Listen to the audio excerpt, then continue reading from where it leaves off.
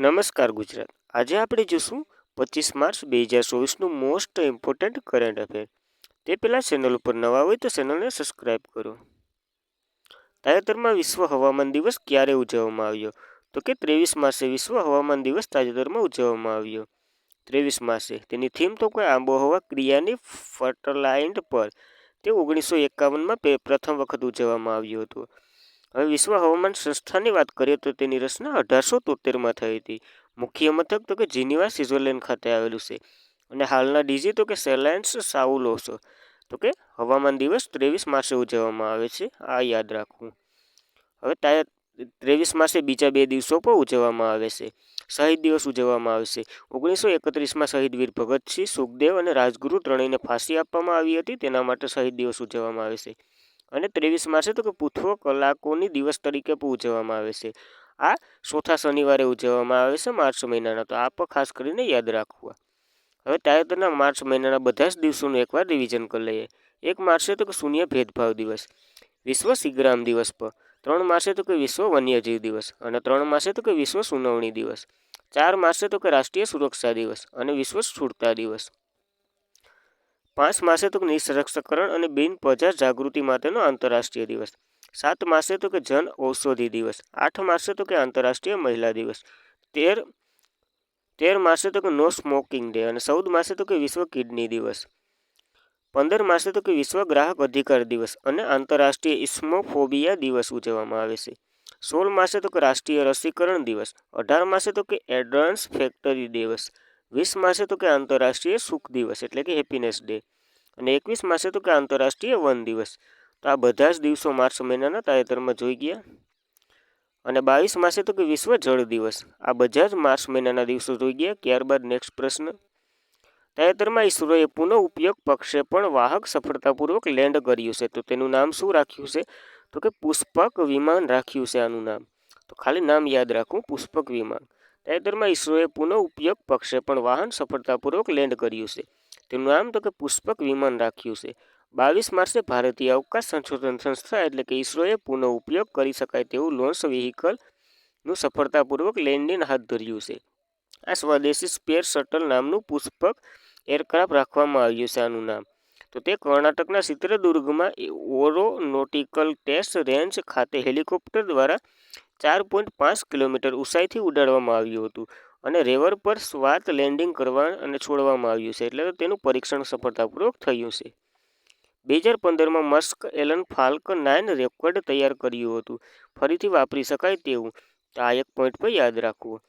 હવે તાજેતરના ભારતના જે અલગ અલગ પુરુષો તરીકે ઓળખાય છે તેના વિશે વાત કરીએ તો ભારતના ચંદ્ર પુરુષ તો કે એમ અન્નાદુરાય. ભારત મિસાઇલ મેન તો કે એપીજે અબ્દુલ કલામ.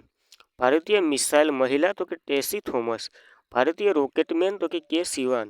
ભારતીય ચક્રવાત મેન તો કે Mrutyunjay Mahapatra. Toilet man of India તો કે બિદ્રેશ્વર પાઠક. ભારતીય સુપર કોમ્પ્યુટરના પિતા તો કે વિજય ભટનાગર. હવે ઈસરોની વાત કરીએ તો ભારતીય અવકાશ સંશોધન સંસ્થા તેનું ફૂલ ફોર્મ થાય છે. 1969માં તેમની રચના થઈ હતી. હેડક્વાર્ટર તો કે બેંગ્લોરમાં આવેલું છે. હાલના અધ્યક્ષ તો કે એસ સોમનાથન છે. અને ભારતના રોકેટ મેન તરીકે શિવંગને ઓળખવામાં આવે છે. અને મુદ્રાલેખ તો કે અવકાશ તકનીકોમાં માનવની સેવાઓ. આ ઈસરો વિશે માહિતી લીધી. ત્યારબાદ ઈસરોએ છોડેલા પહેલા ઉપગ્રહની વાત કરીએ તો કે તાજેતરમાં પહેલો ઉપગ્રહ કયો હતો? રેલવે જુર ડી હતો. તેનું નામ તો કે આર્યભટ્ટના નામ ઉપર રાખવામાં આવ્યું હતું. ઉત્તર ધ્રુવમાં ભારતનું સંશોધન કેન્દ્રનું નામ તો કે હિમાદ્રી રાખ્યું છે. અને પ્રથમ ભારતીય અવકાશ યાત્રી તો કે રાકેશ શર્મા છે. ત્યારબાદ તાજેતરમાં સુરત ડાયમંડ બોર્સના નવા ચેરમેન તરીકે કોની નિમણૂક કરવામાં આવી છે? તો કે ગોવિંદ ધોળકિયાની નિમણૂક તાજેતરમાં કરવામાં આવી છે. કેના? તો કે સુરત ડાયમંડ બોર્સના નવા ચેરમેન તરીકે. હવે સુરત ડાયમંડ બોર્ડ ગુજરાત રાજ્યસભાના સાંસદ ગોવિંદ ધોળકિયા તેના નવા ચેરમેન તરીકે નિયુક્ત કરવામાં આવ્યા છે. તો એ વલ્લભ પટેલનું સ્થાન લીધું છે, એટલે પહેલાં વલ્લભ પટેલ હતા, ત્યારબાદ તો કે ગોવિંદ ધોળકિયા આવ્યા છે. અમેરિકાના સંરક્ષણ મંત્રાલય હવે પેન્ટાગોનને પાછળ છોડી ભારતમાં વિશ્વની સૌથી મોટી ઓફિસ બિલ્ડિંગ બનાવી રહ્યું છે. તો આ એક પોઈન્ટ પર યાદ રાખવો, સુરતમાં બનાવી રહ્યું છે. એટલે આ સુરત ડાયમંડ બોર્સ એટલો મોટો છે કે અહીંયા 65,000થી વધુ ડાયમંડ પ્રોફેશનલ એકસાથે કરી શકાય છે, એટલે કે ડાયમંડની પોલિશ કરી શકાય છે. તો આ ખૂબ યાદ રાખવું અને આઈએમપી ગણાય. કયા દેશમાં વર્ષ 2024માં ઇન્ડિયા મોબાઈલ કોંગ્રેસ અને વર્લ્ડ ટેલિકોમ્યુનિકેશન સ્ટાર્ટઅપ એસેમ્બલીનું આયોજન થશે? તો કે આ આયોજન ભારતમાં થશે. આપણા માટે સૌભાગ્યની વાત છે. ભારત દેશ વર્ષ 2024માં ઇન્ડિયા મોબાઈલ કોંગ્રેસ અને વર્લ્ડ ટેલિકોમ્યુનિકેશન સ્ટાન્ડર્ડ એસેમ્બલીનું આયોજન કરશે. Bharat India mobile congress 2024 world ટેલિકોમ્યુનિકેશનનું આયોજન કરશે. 15 થી 29 ઓક્ટોબર 2024 સુધી આ ચાલશે. આ તેની 8મી આવૃત્તિ હશે. તો ખાસ કરીને આવૃત્તિ પર યાદ રાખવી. આ ઇવેન્ટનો ઉદ્દેશ્ય વિશ્વ સહયોગ, એડવાન્સ ટેલિકોમ્યુનિકેશન સુવિધાઓને પ્રોત્સાહન આપવાનું છે. કોના દ્વારા આનું આયોજન થાય છે? તો કે ઇન્ટરનેશનલ ડિપાર્ટમેન્ટ ઓફ ટેલિકોમ્યુનિકેશન અને સંચાર મંત્રી આપણા છે અશ્વિની વૈષ્ણવ, તેના દ્વારા આનું આયોજન થશે. હવે ભારતમાં જેટલા પણ આયોજન થયા અથવા સમિટો યોજાઈ તેના વિશે માહિતી લઈ લઈએ. તો કે ભારત G20ની અધ્યક્ષતા કરી હતી અને શાંઘાઈ કોઓપરેશનની પણ અધ્યક્ષતા કરી હતી. વાર્સાનેર કરાર પણ ભારતમાં થયો હતો. પુરુષ વર્લ્ડ હોકી ચેમ્પિયનશિપ પણ ભારતમાંથી હતી. મહિલા બોક્સિંગ ચેમ્પિયનશિપ પણ ભારતમાંથી હતી. આઈસીસી પુરુષ વર્લ્ડ કપ ભારતમાં થયો હતો અને 2024માં ક્યુડાની સમિટ પણ ભારતમાં યોજાશે. તો આ એટલું યાદ રાખવું. ત્યારબાદ ડિસેમ્બર 2023માં ભારત આંતરરાષ્ટ્રીય કપાસ સલાહકાર સમિતિની 81મી બેઠક આયોજન કર્યું હતું. સાઉથ એશિયાનું પ્રથમ centre for peace survival Bharat સ્થપાશે. ભારત યુએસ 62મી સામાજિક વૈશ્વિક આયોગ અધ્યક્ષતા કરી હતી અને ભારત આર્ટેમિસ મિશન કરાર પર 27મું સભ્ય બન્યું હતું. ત્યારબાદ ફૂડ સેફ્ટી રેગ્યુલેટર 2023ની વૈશ્વિક સમિટનું આયોજન ભારતમાં થયું હતું. ઇન્ટરનેશનલ ઓર્ગેનાઇઝેશન ઓફ લીગલ મેટ્રોલોજીનું પ્રમાણપત્ર જારી કરનાર ભારત 13મો દેશ બન્યો હતો અને ભારત 2024માં વર્લ્ડ ટેલિકોમ્યુનિકેશન સ્ટાર્ટઅપ ઇન્ડેક્સ એસેમ્બલીનું આયોજન કરશે. ત્યારબાદ ભારત 2024માં યુનેસ્કો વર્લ્ડ હેરિટેજ કમિટી અધ્યક્ષતા કરશે. એ 47મી હશે. 2023માં 27મી વિશ્વ રોકાણ સમિટનું આયોજન કરશે. 2023માં વર્લ્ડ કોફી કોન્ફરન્સનું આયોજન કરવામાં આવ્યું હતું. તે પ્રથમ વખત બેંગ્લોરમાં થયું હતું. તો આ એટલા પોઈન્ટ પર પ્રથમ છે એટલે યાદ રાખવા. અને ભારતે આયોજન કરેલા છે તેના વિશે પણ માહિતી લીધી. ત્યારબાદ તાજેતરમાં આયર્લેન્ડના સૌથી યુવા વડાપ્રધાન તરીકે કોની નિમણૂક કરવામાં આવી છે? તો કે સોમન હેરિસની નિમણૂક કરવામાં આવી છે. રિયો વરાલકરે ભારતીય મૂળના હતા, તેમણે રાજીનામું આપ્યું છે. અગાઉ એના વિશે ચર્ચા કરી હતી. તો તાજેતરમાં આયર્લેન્ડના સૌથી યુવા વડાપ્રધાન સિમોન હેરિસ છે. એટલે કે સૌથી યુવા વડાપ્રધાન પાસે અને નવા વડાપ્રધાન પાસે, તો યાદ રાખવા. રિયો વરાલકરે રાજીનામું આપ્યું હતું. હવે એની રાજધાની કઈ છે? તો કે આયર્લેન્ડની તો કે ડબલિન છે અને ચલણ તો કે યુરો છે. હવે તાજેતરની જેટલી નિયુક્તિ ચર્ચામાં રહેશે તેના વિશે માહિતી લઈ લઈએ. તો કે પેલેસ્ટાઇનના નવા પીએમ તો કે મોહમ્મદ મુસ્તફા. હંગેરીના રાષ્ટ્રપતિ તો કે તમાસ સુલેઇકા. પાકિસ્તાનના પીએમ તો કે શહબાજ શરીફ. પાકિસ્તાનના રાષ્ટ્રપતિ તો કે આસિફ અલી ઝરદારી. ઇન્ડોનેશિયાના રાષ્ટ્રપતિ તો કે પ્રબોધ સુબિયોટો. યમનના વડાપ્રધાન તો કે અહમદ અવદ બિન. અલ સાલ્વાડોરના રાષ્ટ્રપતિ તો કે નાયબ બુકેલો. કઝાકિસ્તાનના પીએમ તો કે ઓલોજાન્સ બેટેનોવ. ફિનલેન્ડના રાષ્ટ્રપતિ તો કે એલેક્ઝાન્ડર સ્ટબ. કોમોસોરીના પ્રમુખ તો કે અંજની આસોમાની. ગ્વાટેના નવા પ્રમુખ તો કે બોનોડ એવરેલો. તાઇવાનના રાષ્ટ્રપતિ તો કે તાઈ સિંગ તે. ફ્રાન્સના સૌથી યુવા અને પ્રથમ ગે વડાપ્રધાન તો કે ગેબિયન એટલ. સાંડાના પીએમ તો કે સક્સેના માસરા. ડેમોક્રેસી રિપબ્લિક ઓફ કોંગોના પ્રમુખ તો કે ફિલેક્સ સ્ટિન્સે સેન્ડી. તો આ એટલી નિયુક્તિ પણ યાદ રાખી આયર્લેન્ડના વડાપ્રધાન સાથે. નોર્થ ઇસ્ટ ગેમ 2024ની ત્રીજી આવૃત્તિ તાજેતરમાં ક્યાં શરૂ થઈ છે? તો કે આનું આયોજન નાગાલેન્ડમાં શરૂ થયું છે તાજેતરમાં. નોર્થ ઇસ્ટ ગેમ 2024ની ત્રીજી આવૃત્તિ છે. આયોજન નાગાલેન્ડમાં થયું છે. નોર્થ ઇસ્ટ ગેમ 2024ની ત્રીજી આવૃત્તિ આયોજન નાગાલેન્ડમાં દર વર્ષ 4 વર્ષે એકવાર યોજાય છે. તો ખાસ કરીને આ એક પોઈન્ટ યાદ રાખવો. માત્ર ઉત્તર પૂર્વના રાજ્યના ખેલાડીઓ જ આમાં ભાગ લઈ શકે છે. તો આ પણ યાદ રાખવું. નાગાલેન્ડ એ પહેલું ઉત્તર પૂર્વનું રાજ્ય બન્યું હતું જેમણે પ્રમાણપત્ર આધારિત લિંગ કરવાનું શરૂઆત કરી હતી. આસામ અને બનેલી નોર્થ ઇસ્ટ પહેલું કોમ્પ્રેસ બાયોગેસ પ્લાન્ટ હતું અને 100% ઘરગથ્થુ પાણી જળ પ્રથમ પૂર્વોત્તરનું રાજ્ય અરુણાચલ પ્રદેશ હતું. ડીજી યાત્રાની સુવિધા મેળવનાર ગુવાહાટી એરપોર્ટ ઉત્તર પૂર્વનું પહેલું એરપોર્ટ હતું.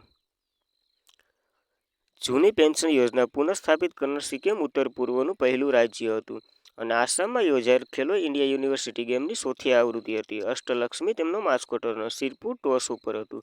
તો આ ખાસ કરીને ઉત્તર પૂર્વના રાજ્ય વિશે ચર્ચા કરી. ત્યારબાદ તાજેતરમાં સ્વદેશી રોકેટ બનાવનાર ભારતની બીજી ખાનગી કંપની કઈ બની છે? તો કે અગ્નિકુર કોસ્મોસ બની છે આ બીજી કંપની.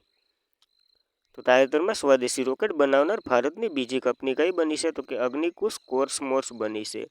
અગ્નિકુશ કોસ્મોસ પ્રાઇવેટ લિમિટેડ તેનું પ્રથમ ખાનગી રોકેટ લોન્ચ કરી રહી છે. તે બીજી ભારતની ખાનગી કંપની બની છે, કારણ કે આ પહેલાં હૈદરાબાદનું સ્કાયરૂટ એરોસ્પેસે 2022માં તેમનું પહેલું રોકેટ વિક્રમ એસ લોન્ચ કરી ચૂકી હતી. તો પહેલી હૈદરાબાદની સ્કાયરૂટ હતી અને બીજી તો કે અનિકુલ કોસ્મોસ બની છે. હવે લોન્ચ કરનાર દેશની પ્રથમ ખાનગી કંપની બની હતી હૈદરાબાદની સિટી. હવે બીજું ચેન્નાઈની અગ્નિકુર કોસ્મોસ તેનું રોકેટ અગ્નિકુર કોસ્મોસ ક્યાં આવ્યું? તો કે ચેન્નાઈ ખાતે આવેલી છે. હવે અગ્નિબાની મુખ્ય મુદ્દાઓ જોઈએ તો ખાનગી લોન્ચ પેડથી આ ભારતનું પ્રથમ રોકેટ હશે અને આ પ્રથમ ભારતનું અર્ધ કોરિયન એન્ટ્રી સંચાલિત લેન્ડ હશે અને આ વિશ્વનું પ્રથમ single piece 3D printing engine હશે. તે સ્વદેશી રીતે ડિઝાઇન કરવામાં આવ્યું છે. આટલા પોઈન્ટ પર યાદ રાખવા. માર્ચ 2024માં યુનેસ્કોની વર્લ્ડ હેરિટેજ સાઇટમાં અસ્થાયી સૂચિમાં મધ્યપ્રદેશ કેટલી નવી સાઇટોનો સમાવેશ કરવામાં આવ્યો છે? તો કે 6 નવી સાઇટોનો સમાવેશ કરવામાં આવ્યો છે. માર્ચ 2024માં યુનેસ્કોની વર્લ્ડ હેરિટેજ સાઇટમાં અસ્થાયી સૂચિમાં મધ્યપ્રદેશની 6 નવી સાઇટોનો સમાવેશ કરવામાં આવ્યો છે. તો આ ખાસ કરીને પોઈન્ટ આઈએમપી બને છે. યુનેસ્કોએ મધ્યપ્રદેશની 6 સ્થળોને વર્લ્ડ હેરિટેજ લિસ્ટમાં સામેલ કરી છે, અસ્થાયી રીતે પણ સામેલ કરી છે. એમાં જોઈએ તો ગ્વાલિયરનો કિલ્લો છે, ધમનાર રોડ કટ ગુફાઓ છે, ભોજેશ્વર મહાદેવનું મંદિર છે, સંબલની ખીણ લોક આર્ટ સાઇટ છે, ખૂની ભંડાર બુહરાનપુરમાં આવેલું છે તે છે અને મંડલા ગોંડ સ્થળ છે. તો આ 6 સ્થળો ખાસ કરીને એકવાર જોઈ લેવા. અત્યાર સુધી આ અસ્થાયી યાદીમાં ભારતની 57 સ્થળો સામેલ કરવામાં આવ્યા છે. 2023માં ભારતે 2 સ્થળો વર્લ્ડ હેરિટેજ લિસ્ટમાં દરજ્જો મળ્યો હતો. 41મું શાંતિનિકેતન પશ્ચિમ બંગાળમાં આવેલું છે ટાગોર દ્વારા અને 42મું તો કે હોયસલાના મંદિરો તે કર્ણાટકમાં આવેલું છે. તો આ બે યાદ રાખવા. ત્યારબાદ તાજેતરમાં ન્યૂ ઇન્ડિયા એરોસ્પોર્ટ કપની સીએમડી તરીકે કોને નિમણૂક કરવામાં આવી છે? તો ગિરિજા સુબ્રમણ્યમની તાજેતરમાં સીએમડી તરીકે નિમણૂક કરવામાં આવી છે. કઈ કંપની? તો કે ન્યૂ ઇન્ડિયા એરોસ્પોર્ટ્સ કંપની. હવે તાજેતરમાં 2024ની નિમણૂકો જોઈ લે તો કે નીના સિંહ તો કે CISFના ડીજી બન્યા છે, અનિશ દયાલ સિંહ તો કે CRPFના ડીજી બન્યા છે, રાહુલ રસત્રોડા તો કે ITBPના ડીજી બન્યા છે, નીતિન અગ્રવાલ તો કે BSFના ડીજી બન્યા છે, અરવિંદ પનાગડિયા તો કે 26મા નાણાં પંચના અધ્યક્ષ છે, રાશિ સિંહ તો કે ઓલ ઇન્ડિયા રબર ઇન્સ્ટિટ્યુશન એસોસિએશનના પ્રમુખ બન્યા છે, સેથિલ પંડિત વર્લ્ડ ટેક ઓર્ગેનાઇઝેશન ભારતના રાજદૂત બન્યા છે, વિકસિતશીલ એશિયન ડેવલપમેન્ટ બેંક એક્યુકેસ્ટિવના ડિરેક્ટર બન્યા છે, રશિ સિંહ તો કે ઓલ ઇન્ડિયા રબર એસોસિએશનના પ્રમુખ બન્યા છે, રઘુરામ અય્યર તો કે ભારતીય ઓલિમ્પિક એસોસિએશનના સીઓ બન્યા છે. તો આ તાજેતરની નિયુક્તિ જોઈ ગઈ. ત્યારબાદ તાજેતરમાં વૈશ્વિક અસમાનતા સંશોધન પુરસ્કારથી કોને સન્માનિત કરવામાં આવ્યા છે? તો કે બીના અગ્રવાલ અને જેમ્સ બોયસને તાજેતરમાં આ સન્માનથી સન્માનિત કરવામાં આવ્યા છે. કયો સન્માન? તો કે વૈશ્વિક અસમાનતા સંશોધક પુરસ્કાર બીના અગ્રવાલ અને જેમ્સ બોયસને સન્માનિત કરવામાં આવ્યા છે. આ પ્રથમ વખત આપવામાં આવ્યો છે એટલે ખાસ કરીને યાદ રાખવા. હવે તાજેતરના થોડાક પુરસ્કારો જોઈ લે તો કે યતિ ભાસ્કર દુગ્ગલે તો કે રાષ્ટ્રીય યુવા સંસદ ઉત્કર્ષ 2024માં પ્રથમ ઇનામ જીત્યું હતું. જોયા અખ્તર ઓમા ખાન તો કે London India UK achievement award જીત્યો હતો. ઓરી અને રૂબેલા ચેમ્પિયનશિપ એવોર્ડ તો કે ભારતે જીત્યો હતો. ત્યારબાદ ક્રિસ્ટનિયા પિંજકોવ મિસ વર્લ્ડ 2024 બન્યા હતા. રિકેના યામામોટા તો કે 2024માં પિક્સેલ આર્કિટેક્ચર પુરસ્કાર મેળવ્યો હતો. અમિતાભ ઘોષ તો કે ઈરાન સ્માઇલ પ્રાઇઝ 2024 મળ્યો હતો અને શ્રીનિવાસ સ્વામી તો કે IAA ગોલ્ડ કપાસ એવોર્ડ 2024 મળ્યો હતો અને દ્રૌપદી મુર્મુએ તાજેતરમાં મોરિશિયાના ડોક્ટરલસની ડિગ્રી મેળવી છે. ઈસ્મા ઠાકોર અને રીતિકા ચોપડાએ સમેલી દેવી જૈન એવોર્ડ મળ્યો છે અને રતન ટાટાએ PV Narasimha Rao memorial award જીત્યો છે. સવિતા કંસવાલ તેનજીંગ નાગે એવોર્ડ મળ્યો હશે. તો એટલા એવોર્ડો પર ખાસ કરીને યાદ રાખવા. તો આજ માટે એટલું બસ મિત્રો. જય હિન્દ વિદ્યાર્થી મિત્રો. તમારો દિવસ શુભ રહે.